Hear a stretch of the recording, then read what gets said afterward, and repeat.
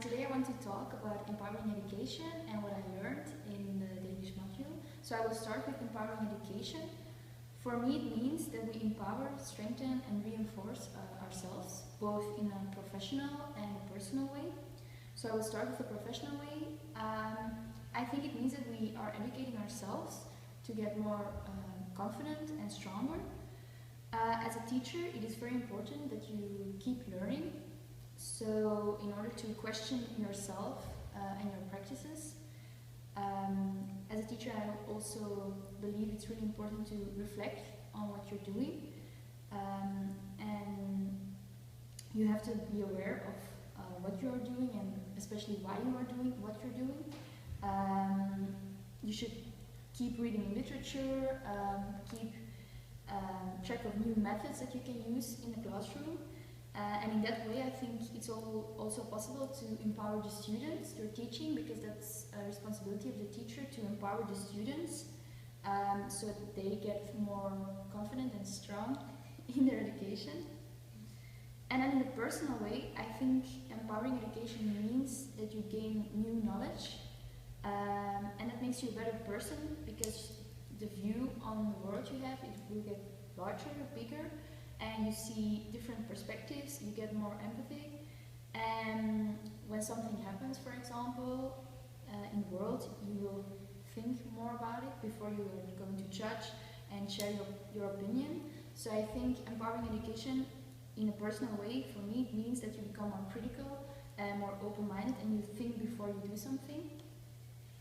Then the second thing I'm going to talk about is what I learned. So first of all, I must say that in the Danish module, I've been annoyed, confused, then amazed and mind blown, maybe even mind blown.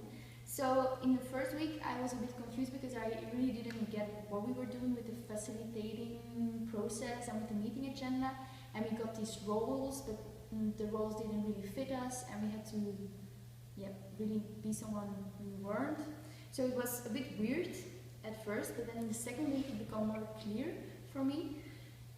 So I learned to produce a meeting agenda and to work with it, and I think now I can see the value of it, because it's a structure for the meeting. It allows you to keep going, to get things done.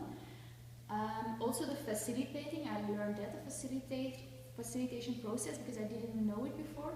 And I learned to facilitate a group meeting, so that was really nice for me to do, because I liked taking the lead. I also learned about conscious and unconscious role division, and that for me was really important. A really important insight for me is that you can disconnect someone's personality from the role they have in a facilitating process.